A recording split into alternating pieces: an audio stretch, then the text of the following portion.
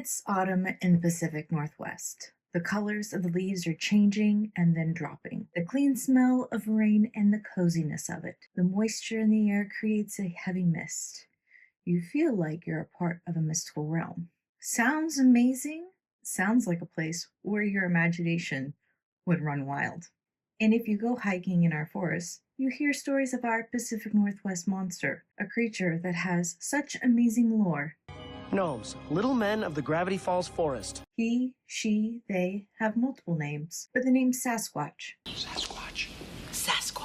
the one that I resonate with the most. But John, why are we talking about Bigfoot? No, my friend, we will be talking about another monster. This one is a playful imp. This caricature has been plaguing our current society, and its name is Labubu. Hello, fellow nerds, this is John, and we will be talking about the lore, mysticism surrounding this particular monster, and how she fits in with other cultures and why she is so popular.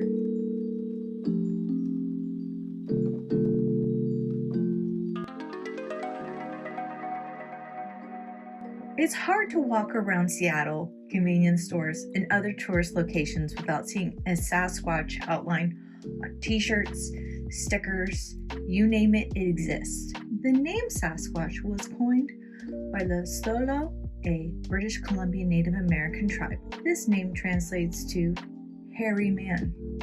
But does Sasquatch exist? Yeah, Sasquatch isn't fictional. Now, I'm not here to answer such questions, but one question does linger. Why is Sasquatch popular? Is it because it's such a mystery? Well, let's go back to the origins. Sasquatch has a direct connection to the current monster popularity, and that is due to the environment. How we culturally relate to the power of this mystic realm. Norway, a land of fjords, right? But to limit them on this front is a disservice. Even though I haven't been to Norway, me and your nan used to talk about coming to Norway. I can see a cross connection to the western side of Washington state. Norway, a land of rainforest, snow-capped mountains, and coastal waters. A place where hiking, fishing, and logging have a cherished legacy. And if you're a Western Washington local, you're probably thinking, hold a second.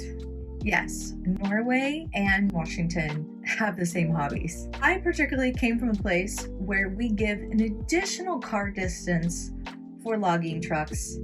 If you know, you know. You need to stop that truck! I'm still working through that trauma. So we have an environmental connection. Okay, Jean, but this is a long stretch of the imagination to link these two together. And to that, I would say no, because the creator of the Labubu based his creation on the lore of Norway. But before we jump into that, we still have more lands of the mystic to cover, more stories to unearth. Scotland. We have talked about that place before, and Scotland has mythical creatures of their own. Does the Loch Ness monster ring a bell? Nessie? Just like our Sasquatch, they have pictures too. And you know what? They're both fuzzy, and I don't care. Photographs? As of the Loch Ness monster. So Jean, why did we just throw in Scotland like a wild chess piece move? Because the creator of the Labubu borrowed the mythology and lore from Norway and old Celtic lore. Now, I do realize that Celtic lore also comes from Wales and Ireland. Yes, I do realize that. And those are also lands of mist, because rain is magical. And all of these places have lore of there being mystical beings. We had magical weather. It only rained 60 days. There's something about rain that has the power of imagination. But before I go into the energetic properties of rain, let's pause and talk about the monster in the room. The monster Labubu. If you're looking for a meaning behind the name Labubu, well, there is not one. The name is just made up. The Labubu was created out of the imagination of Kazing Lung. His monster started as a children's book, and in 2019 it grew into a femme fatale, or femme fatale, however you want to pronounce it. But if there's one thing that we know, she means business. She. These monsters are described as being elvish, female, and having a mischievous and playful energy. She's a monster. They are also described as being kind-hearted and caring, even though they do get into a lot of trouble. Which reminds me of a character that I grew up with, Kokopelli. Kokopelli is a Native American fertility deity. He is known for music, fertility, and being a trickster. Kokopelli was a part of my childhood. I still find it strange when people don't know who he is. His outline was in our house. I knew more about him, and I knew more about him long before Sasquatch. If Kokopelli wasn't the mischievous god of your choice or of your childhood, perhaps the more famous one would be that. The god of mischief and chaos, the one and only Loki.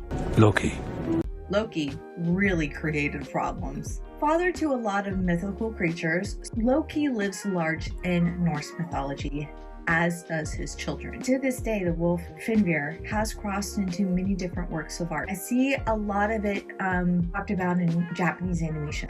If Loki's likeness was conjured in order to create the Labubu, a very small crumb of Loki's demeanor was an ingredient, because Labubu seems to be a sprite versus spite. I mean, Labubu's cute, not a spiteful creature. Yes, very sad. Yes. All very interesting. But what does this have to do with knitting? Anyway, it got me thinking. Well, the Labubu is a fashion diva, y'all. And why not? If Loki is a shapeshifter, that would make the Labubu a chameleon, which she is not hiding. She is very much out in the open. And this girlie likes her clothes. Some Labubus come with clothing, others in the buff. When I went to Flock in Seattle, I saw a lot of Labubus with knitted sweaters. It's become another accessory. I see them a lot on people's bags, purses, backpacks, their hips. There's just something about the Labubu that people absolutely love. In its popularity, certain colors, poses, and collabs with other companies have become rare. On the website, it will tell you how rare a particular one is. It also creates a fever pitch with the mystery of what you will be getting. Yes, the blind item that is the Labubu. You don't know what color you're getting. Some people ask, why is it so popular? Why is anything popular? People love it. And in 2004, popular celebrities started carrying the Labubu. One such as Lisa from Korean K-pop band Blackpink. Hello, Blinks. Another celebrity includes Rihanna, Dua Lipa, David Beckham, and many others. My personal favorite celebrity is Michelle Yeoh. She loves her Labubus. She's got a lot of them. This brings me to the main point. How does one dress a Labubu? How does one knit for a Labubu? You can find clothes that you can purchase, but that's not how we do things here. I am a nerd of many talents, and I can throw a mean fashion show. And so using my Labubu, here are the clothes that I made for Runa. Yes, Runa. It's a perfect Norse Celtic combo name. At least that's what, Uncle Google told me.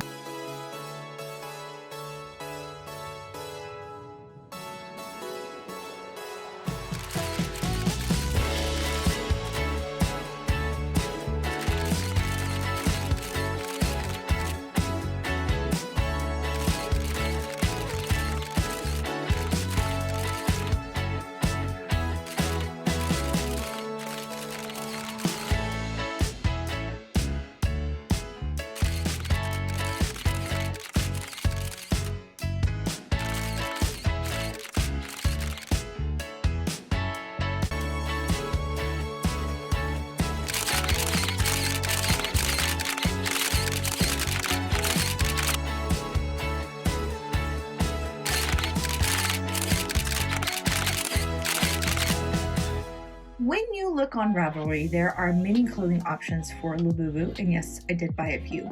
Now, mind you, there's a lot of crocheted versions, and I'm just interested in knitting. But I thought it was very limiting until I put a dress on it that I had made for another stuffy creation from the past. This dress was perfect, a little long, but that's kind of an easy fix. So here are my Labubu fits that you can make for your little monster or a perfect outfit for someone else. Also, these clothes don't take very long to make. So if you have nieces, sisters, aunts, anyone in your family, they can be male too. I'm not just saying that this Labubu thing's a female thing. You can make clothes for them and, you know, give them as Christmas gifts, give them as a birthday gift. I don't know, help them out if they're not having a good day. There's a couple of ideas. I've been playing with mine in particular. So I really feel that this is so much fun. It's very creative. You can do a lot with it. And, you know, just have fun. This is all about fun. This is all about creativity and wonderment. And the beautiful childlike essence that is a Labubu. So thanks for listening. I hope I encourage you to make clothing for yours if you have one, or just clothing for maybe another doll or another stuffed animal or something else. Thank you. Happy knitting, happy crocheting. Please like, comment, subscribe.